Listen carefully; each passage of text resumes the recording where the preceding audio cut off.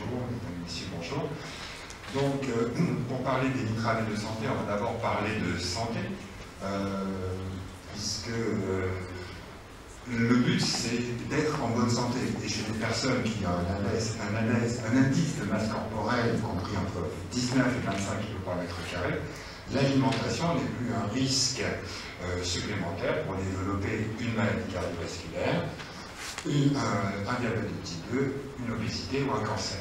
L'IMC est pour les nutritionnistes un indice statistique qui nous permet de définir une population qui ne présente pas justement de risque supplémentaire de développer ces maladies. Et les études alimentaires de ces populations dans tous les pays européens a permis d'établir la répartition nutritionnelle optimale de l'apport énergétique journalier, qu'on appelle AEJ, pour être dans cet état de bonne santé. Donc cette répartition, elle est, si ça fonctionne, voilà, donc elle est répartie en 50-55% de glucides. Les glucides naturels, c'est bien sûr les fruits et légumes et les féculents, c'est-à-dire les produits céréaliers, les tubercules et les légumes secs. 40% de lipides, essentiellement les graisses insaturées et les monoinsaturées, mais surtout les polyinsaturés, les oméga, puisqu'en France, il y a une carence, plus de la moitié de la population est carencée en oméga 3, et seulement 10-15% de protéines, qu'elles soient d'origine d'ailleurs végétale ou animale. Et bien sûr, dans le même temps, cet apport énergétique journalier, c'est-à-dire ce que l'on mange tous les jours, doit couvrir nos besoins en vitamines pour éviter d'avoir des carences, aussi bien en vitamines, minéraux ou fibres. Aujourd'hui, de par le monde, par exemple, 25% de la population mondiale est carencée en zinc. Il apparaît que la consommation d'1 kilo de fruits et légumes variés couvre la quasi-totalité des besoins micronutritionnels. Et donc, quand on respecte le fameux message des 5 fruits et légumes à chaque repas, cuits, crus, préparés, frais, surgelés ou en conserve, comme le préconise mangerbouger.fr, nous sommes dans cet état de bonne santé. Bien sûr, la vitamine B12 et la vitamine D étant absentes du règne végétal, ceci explique qu'on ait besoin dans notre alimentation d'avoir un apport modéré de viande, volaille, produits de la pêche, qui, comme le préconise mangerbouger.fr, 1 à 2 fois par jour, en quantité moindre à celle de l'accompagnement. Et à partir de là, nous avons une alimentation équilibrée. Alors, dans les pays occidentaux, on consomme trop de protéines animales, et ce qui n'est pas bon. Ce n'est pas bon ni pour l'individu, ni pour la planète. Puisque, comme vous le savez, 1 hectare ne peut nourrir que 2 personnes, 2 êtres humains par an, alors que pour produire 1 kilo de viande, alors qu'1 hectare produit 20 kg de végétaux pour arriver à nourrir 20 personnes par an. En effet, si le monde entier se nourrissait selon le modèle français, nous dit Pierre Campris, la Terre ne pourrait nourrir que 4 milliards d'individus. Et si on ne change pas ce modèle alimentaire rapidement, on ne pourra pas nourrir 9 milliards d'individus que la Terre comptera d'ici 2050. Et pour y arriver, la FAO a préconisé d'augmenter la production agricole de plus de 70%. Alors, pour revenir à l'apport énergétique de bonne santé collective, qui, je le redis, correspond à l'IMC, c'est-à-dire le rapport entre le poids sur la taille au carré, c'est un indice statistique, puisqu'en nutrition, on est beaucoup dans les statistiques. Donc cet IMC doit être compris entre 19 et 25 kg par mètre carré. Si vous êtes en dessous des 19, les risques de maladies cardiovasculaires, de diabète sont multipliés par 3. Et si vous êtes supérieur à 25, ils sont également multipliés par 3 à 4. Il faut absolument que la moitié de notre consommation soit constituée de glucides, donc de fruits, de légumes et de féculents. Et toutes les études épidémiologiques, en France il y en a une qui est très célèbre, c'est Suvimax, puisque le président de Suvimax et le président du Programme national de nutrition santé, ont montré qu'une alimentation riche en fruits et légumes diminue le risque de maladies cardiovasculaires, de cancer, d'obésité et de diabète de type 2. Alors, les légumes sont la principale source de nitrates alimentaires. Vous avez vu à l'entrée, il y avait la teneur en nitrate de certains légumes. Il y a eu une vegetable qui a été proposée par des auteurs anglais, parce que les auteurs anglais sont un peu précurseurs, Liller et Webb en 2012, Et ils ont pris comme unité l'unité nitrate qui correspondrait à 62 mg de nitrate, ce qui est déjà assez élevé.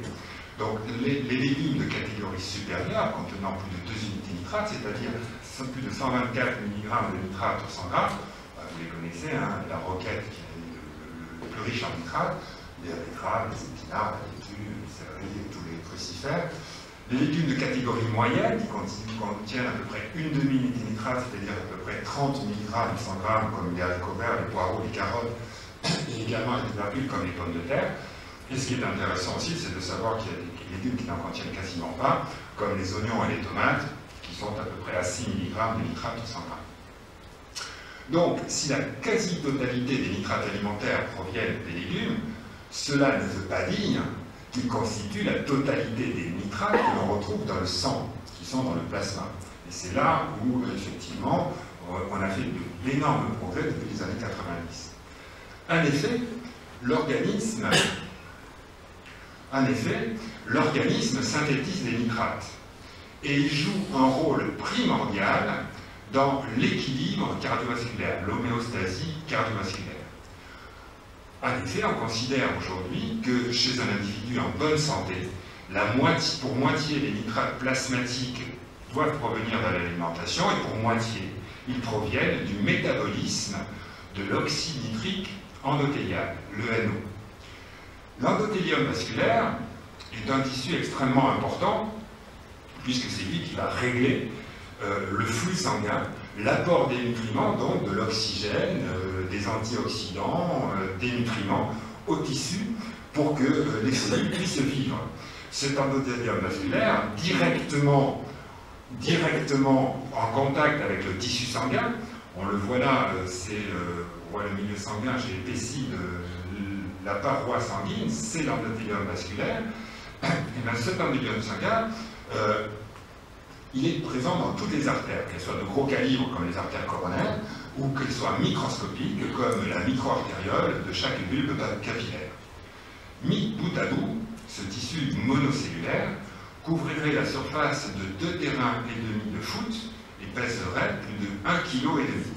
C'est donc un tissu extrêmement important, c'est beaucoup plus important par exemple qu'une thyroïde ou une surrénale.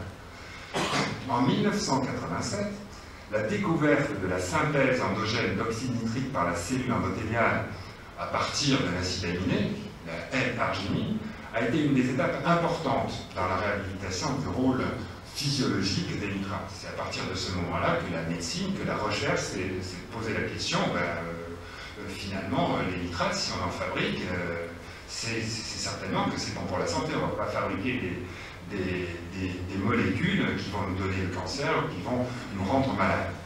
Donc, 87 est une date importante. Et c'est en effet par la sécrétion d'oxyde nitrique synthétisée à partir de l'L-arginine que la cellule endothéliale adapte le flux sanguin aux besoins énergétiques des tissus situés en amont par une vasodilatation induite. Par exemple, quand on monte un étage, quand on monte des escaliers, il va y avoir une sécrétion d'acide nitrique tout à fait naturelle qui va dilater les artères afin que le sang arrive au niveau du muscle de manière plus importante, afin de l'oxygéner et que l'on puisse fournir l'effort. S'il n'y avait pas cette vasodilatation, le muscle souffrirait, il pourrait y avoir une ischémie et voire une nécrose, c'est ce qui peut arriver dans le cadre des infarctus par exemple. L'oxyde nitrique est donc un puissant vasodilatateur qui, en augmentant le diamètre du vaisseau, permet d'augmenter le flux sanguin et donc l'apport d'oxygène et de nutriments au tissu afin d'éviter la souffrance tissulaire par hypoxie.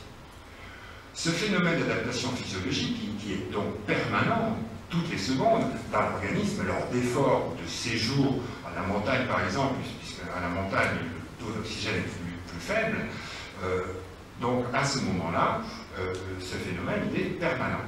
L'inactivation de l'oxyde nitrique endothélial, donc NO2 en noir sur le schéma, une fois son rôle joué, va être inactivé, il va s'oxyder en oxyde nitrique, en nitrite, puis en nitrate, et cette inactivation se fait en moins d'une seconde. Et il rejoint ainsi le flux de nitrate dans le sang plasmatique.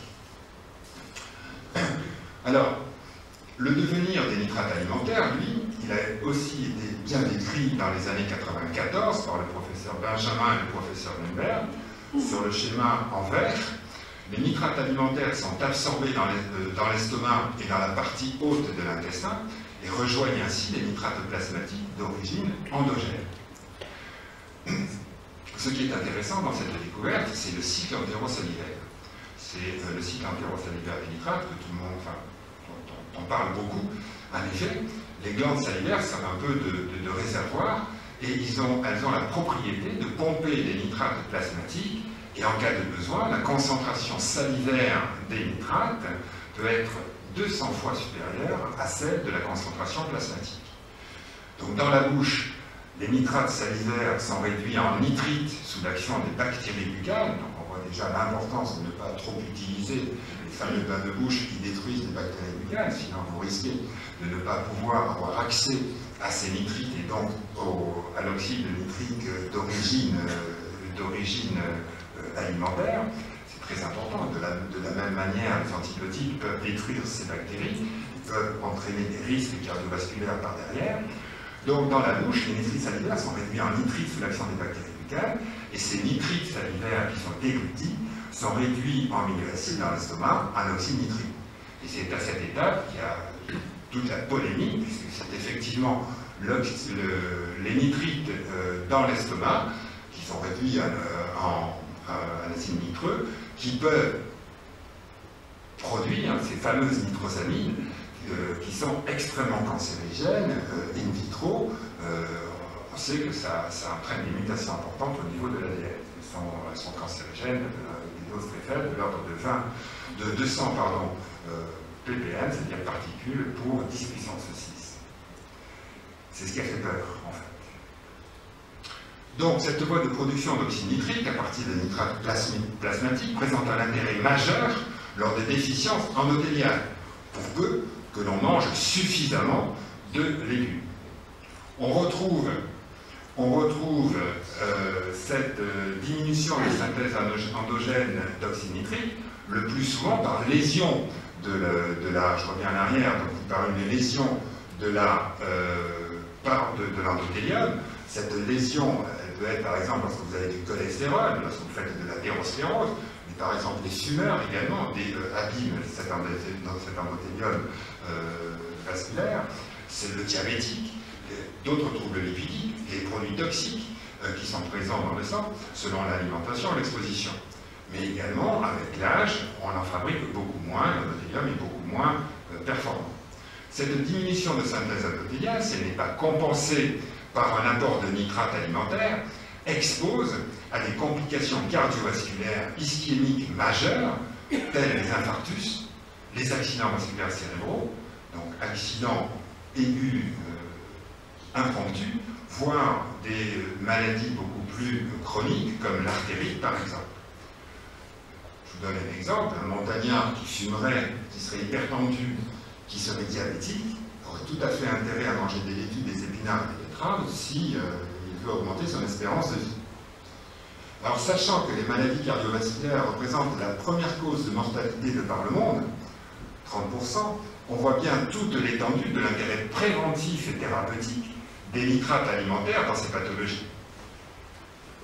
Et il est à remarquer qu'une alimentation équilibrée contenant à peu près 200-300 grammes de légumes par jour, c'est la norme recommandée par mangerbouger.fr, peut largement dépasser cette valeur de 200 mg. On peut atteindre même 300-400 mg dans les régimes végétariens, et dans certains régimes préconisés comme complément dans le traitement de l'hypertension artérielle, par exemple aux États-Unis, le fameux DASH Diet, le Diet Approach pour Stop Hypertension, peuvent dépasser 1,5 g par jour. L'oxyde nitrique, en fait, puisqu'en fait la molécule active des nitrates, c'est l'oxyde nitrique, les nitrates, eux, sont complètement neutres, et une fois qu'ils ont joué leur rôle, ils peuvent être éliminés par voie rénale tout à fait naturellement. Ils sont absolument inoffensifs pour l'organisme. Mais l'oxyde nitrique, lui, est une véritable molécule syngale, du fait même de son mode d'action, puisque son mode d'action, c'est une vasodilatation, et son mode d'action, c'est apporter positivement de l'oxygène, des nutriments, la vie finalement à toutes les cellules, quelles qu'elles soient et où qu'elles se trouvent. Donc on va retrouver des vertus physiologiques à tous les niveaux. Par exemple, il joue un rôle essentiel, toujours en maladie cardiovasculaire, dans la revascularisation artérielle. Car lorsqu'il y a une ischémie tissulaire, il faut refabriquer des tissus, il faut refabriquer des vaisseaux qui se font à partir de cellules particulières angiogéniques et de cellules souches au niveau de la moelle osseuse. Et ces cellules qui ont le pouvoir de réparer et de reconstruire les tissus et les vaisseaux sont sous la dépendance de l'oxyde nitrique. Ils ont également un effet anti-agression plaquettaire. Ils jouent un rôle dans la prévention des thromboses. Ils jouent un rôle dans la prévention, dans la protection gastrique. Il y a eu des études qui ont été effectuées par exemple au niveau du stress.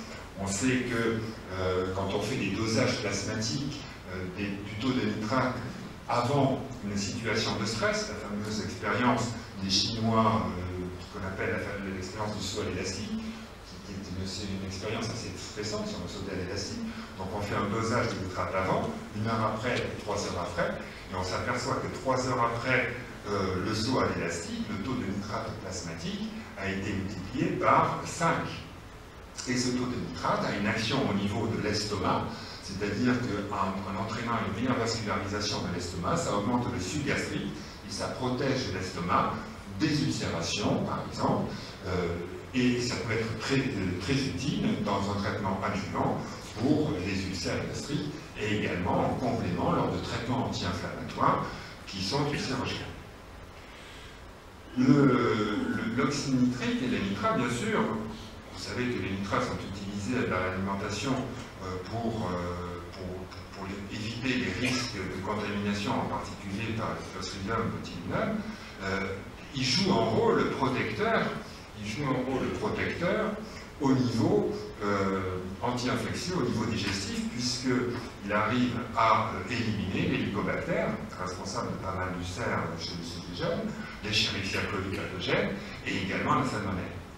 Par ailleurs, le professeur Ignarro, prix Nobel de médecine, a fait beaucoup de recherches sur le NO dans son rôle neurologique, en particulier dans les fonctions cognitives, dans les maladies d'Alzheimer, dans les scléroses en plaques, dans les maladies immunologiques et dans tous les processus cognitifs, en particulier dans la mémorisation. Et puis, comme l'oxyde nitrique amène beaucoup d'oxygène au niveau des tissus et favorise l'oxygénation des tissus et des muscles, les nitrates ont été de plus en plus utilisés en pratique sportive et les recherches ont contribué à déterminer que les nitrates permettaient une diminution de la consommation d'oxygène chez le tissu et améliorer les performances physiques, ce qui fait qu'ils ont été largement utilisés par les sportifs de haut niveau, en particulier dernièrement aux Jeux Olympiques de Londres. Voilà ce que je pouvais dire sur l'intérêt des nitrates en matière physiopathologique. Maintenant, on va élargir un peu le sujet et revenir sur les nitrates en citant les dates importantes dans l'histoire des nitrates, parce qu'effectivement, cette histoire a mal commencé, avant justement les avancées scientifiques, l'utilisation de la biologie moléculaire, du microscope électronique et de toutes les techniques, plus l'avènement de la médecine et statistique. Donc effectivement, les nitrates qui sont connus depuis très longtemps ont été dès le début mis au banc de la société par un article d'un auteur américain qui mettait en cause les nitrates, on y reviendra tout à l'heure, dans la méthénoglobinémie du nourrisson, c'est-à-dire la cyanose. En 1956, c'est peut-être la date la plus importante, la fameuse publication de Maggie et Barnes sur l'effet carcinogène des nitrosamines, et en particulier des diméthylnitrosamines, qui est effectivement avéré. Ceci a entraîné, dès 1962, cette fameuse réglementation de la teneur en nitrate des eaux d'éduction aux États-Unis à 45 mg par litre et en Europe à 50, et qui est toujours en vigueur. Et dans le même temps, à cause de Maggie et Barnes, on a réglementé la dose journalière admissible des nitrates à 365 mg kg, ce qui correspond à peu près à 220 mg pour l'individu de 60 kg, et celle des nitrites à 0,07 mg kg, ce qui correspond à peu près à 4,2 mg pour la même personne de 60 kg. Et ces DGA sont toujours en vigueur. Alors depuis 85, évidemment, on a changé un peu notre fusil d'épaule, parce que quand on s'est aperçu qu'on fabriquait de l'oxyde nitrique et des nitrates, qu'il y en avait dans le sang, et par ailleurs qu'on a découvert que c'était bien l'oxyde nitrique qui était le produit vasodilatateur endothélial, moi il s'appelait DNRF, on ne savait pas ce que c'était. Et depuis 84, avec cette découverte du cycle entérosalivaire des nitrates alimentaires et la synthèse de l'oxyde nitrique intragastrique, ça a fait avancer les choses sur la matière scientifique de la santé, et ça a été ponctué en 1998 par un prix Nobel,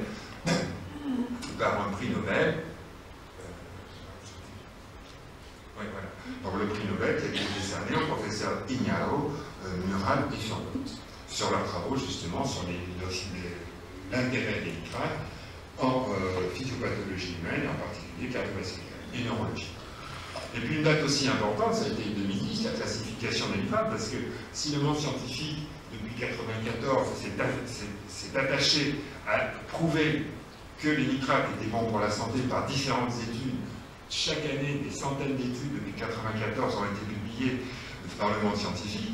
D'un autre côté, sur le plan réglementaire et sur le plan de l'OMS, on a utilisé les anciennes études, en particulier les études de Leschinski de 84 et 83, qui ont continué à montrer qu'effectivement les nitrates, enfin les nitrosamines, étaient cancérigènes, mais de manière expérimentale générale. Et donc, se basant là-dessus, le CIRC, le Comité international de recherche sur le cancer, a classé en 2006 les nitrates et nitrites comme probablement cancérigènes sous certaines conditions de nitrosation. Alors, sous certaines conditions de nitrosation, quand on emploie une certaine condition, pour ne pas dire condition certaine, c'est qu'on n'est pas sûr, et puis on prend pas, finalement, ça laisse quand même la porte ouverte à une réhabilitation et à un nouvel examen, c'est ce qui va certainement se faire. Bon, depuis ce temps-là, il y a eu plein de publications, et surtout ces dernières années, 2011-2013, qui ont prouvé que les nitrates n'étaient absolument pas cancérigènes. Il y a eu surtout des publications, on va en parler tout à l'heure, d'auteurs anglo-saxons, dont le professeur Bryan, d'auteurs suédois comme le professeur Lundberg, ou anglais comme le professeur Benjamin, Baldwin, etc., qui ont bien montré que les nitrates n'étaient absolument pas, étaient absolument inoffensifs et même utiles pour l'organisme. Et en France, il y a eu un colloque qui a été fait en 2011, puisque depuis 2005, dans le monde, tous les grands spécialistes scientifiques sur les nitrates se réunissent dans une grande ville. La dernière, c'était Pittsburgh, il y a eu Édimbourg, il y a eu Atlanta. En 2011, il y a eu Paris, présidé par le professeur Cabrol. Il y avait tous ces grands noms qui étaient là. Et la conclusion a été sans appel, les nitrates doivent être considérés comme un complément alimentaire indispensable à la bonne santé. Alors, on va revenir sur les mauvais procès sur le nitrate, parce que quand même c'est important. Le grief méthhémoglobinémique et le grief carcinogène. Le grief méthhémoglobinémique est une erreur qui devrait appartenir à l'histoire, et c'est pourtant à cause de lui que la réglementation sur la teneur maximale en taux d'addition publique des nitrates a été fixée à 50 mg par litre. Elle repose sur une publication qui date de 1945, donc c'est pas jeune, d'une étude portant sur des nourrissons cyanosés après l'ingestion de biberons préparés avec une eau provenant d'un puits fortement nitraté. À cette époque, ça venait dans la foulée, on venait de découvrir que les bactéries intestinales étaient capables de transformer des nitrates en nitrites, et que les nitrites transformaient l'hémoglobine, qui donc distribue l'oxygène au tissu, en méthémoglobine, c'est-à-dire qu'elle transformait le fer qui est contenu dans l'hémoglobine sous une forme ferreuse en forme ferrique, et donc était incapable de distribuer l'oxygène au tissu, donc entraîner une hypoxie et pouvait entraîner même des décès par manque d'oxygène. Le raisonnement de Comey a été le suivant. Les nitrates absorbés par le bébé de moins de 6 mois ont été transformés en nitrites dans le côlon. Or, on a bien vu, j'ai bien montré sur le schéma, on voit bien que seuls 2% des nitrates alimentaires vont dans le côlon. 98% des nitrates alimentaires sont absorbés au niveau de l'estomac et de l'intestin. Ceci a été montré par l'étude de liquide d'iléostomie qui a montré que dans ce liquide, il y avait très peu de nitrates. Ça a été montré également par Bartholomew. Enfin, il y a plein d'auteurs qui ont démontré, et ceci est maintenant acquis, tous les nitrates alimentaires traversent la muqueuse au niveau gastrique et au niveau de la partie haute de l'intestin. Donc, c'est ça que comme il ignorait, c'est que du fait du cycle entérosalivaire, seuls 2% des nitrates parviennent à la colonne, donc il était impossible que les nitrates puissent se transformer en nitrites sous l'effet des bactéries intestinales et donc puissent être responsables de cette fameuse maladie. En fait, pourquoi les nourrissons de 6 mois ont déclenché cette cyanose? Tout simplement parce qu'il y avait une contamination du biberon que l'on peut voir encore aujourd'hui malgré les précautions que prennent les mamans, parce qu'à l'effet, si on laisse par exemple une purée de carottes ou de légumes plus de 6 heures à la rive ou plus de 24 heures dans un réfrigérateur, les nitrates vont se transformer en nitrites sous l'effet des bactéries, et c'est ces nitrites absorbés par le nourrisson qui vont être responsables de la cyanose. Donc cette expérience devrait être rangée au placard, d'autant que des études ont été faites. On a fait absorber à des nourrissons plus de 500 mg de nitrate par jour, et la méthhémoglobinémie ne s'élève pas au-dessus de 7,5%. Pour qu'il y ait des signes cliniques, il faut que la méthhémoglobinémie soit supérieure à 20%. Et au-delà de 60%, effectivement, les signes commencent à être assez inquiétants. Donc, les nitrates ne sont absolument pas toxiques, même chez les nourrissons. Et ce qui explique que cette réglementation est complètement désuète si on se réfère à ça. D'autant que 50 mg par litre dans l'eau d'adduction, on voit bien que c'est complètement stupide, étant donné que quand on mange des légumes, on dépasse largement cette dose. Donc il y a quelque chose qui est complètement contradictoire. C'est un paradoxe. Alors le grief carcinologique, qui est important, puisque les nitrosamines, effectivement, c'est un peu l'épouvantail, et effectivement, in vitro, les nitrites peuvent se transformer en dérivés nitrosés, les nitrosamines et nitrosamines, fortement cancérigènes, comme je vous le disais, à raison de 200 particules pour 10 puissance 6. C'est comme si vous mettiez 200 grains de café Robusta dans 1 million de grains Arabica, vous mélangez cette boisson, et si vous buvez un demi de cette boisson pendant 3 semaines, vous déclencherez un cancer. Vous voyez, c'est quand même des produits qui font peur. Mais l'organisme ne fabrique pas de nitrosamine à partir des nitrates. Et ça a été prouvé, on va en parler tout à l'heure. Donc, malheureusement, à cause de cela, historiquement, c'était à la base de l'édition de 1962 de cette DJA à 365 mg/kg pour les nitrates et de 0,07 mg/kg pour les nitrites. Elle repose effectivement sur cette expérience de McGee-Barnes 56. Depuis, aucune publication n'a réussi à apporter la preuve formelle de la transformation des nitrates alimentaires en nitrosamines. Et le responsable, c'est certainement les antioxydants qui favorisent la transformation aminoacide des nitrites vers la voie oxynitrique.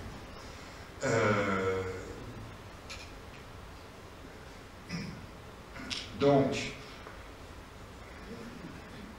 les nitrates alimentaires, donc dans le cadre d'une alimentation riche en fruits et légumes, ne se transforment pas en nitrosamine. On peut citer pas mal j'ai pris la peine de relever certaines études, il y en a eu tellement, on ne peut pas en parler de toutes, mais par exemple, l'étude de Cross-Eward de 2010 sur les cancers œsophagiens et gastriques, donc ce sont des études de statistiques, 545 000 sujets suivis pendant 10 ans.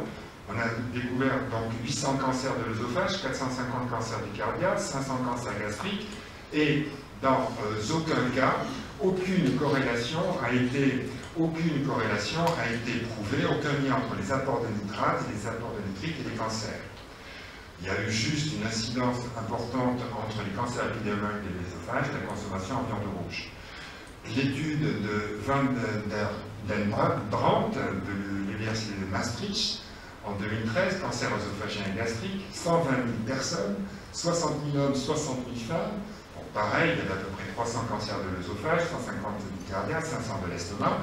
Questionnaire alimentaire, aucun lien statistique entre les apports en nitrate et les nitrites et les cancers. Lien connu, bien évidemment, entre la forte consommation alcool ou tabagique et l'apparition des cancers de l'œsophage également.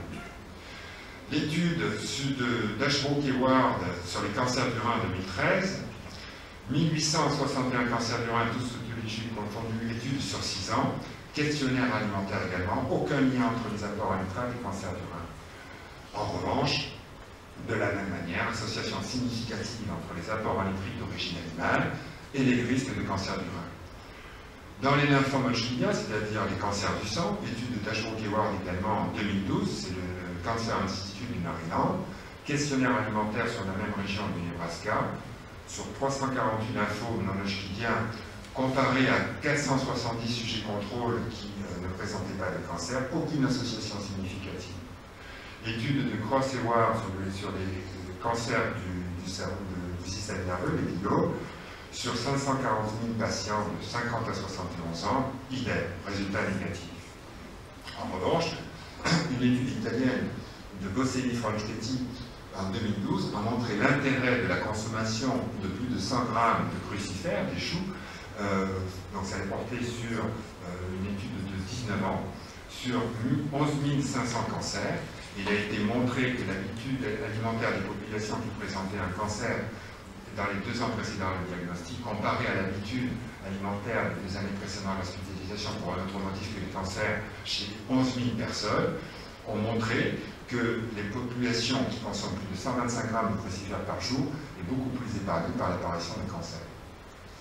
Alors il y a plein d'études, il y a eu des études sur la thyroïde, sur la vessie, sur l'estomac, bref, il a été bien montré qu'il n'y a aucune corrélation entre la consommation de nitrate et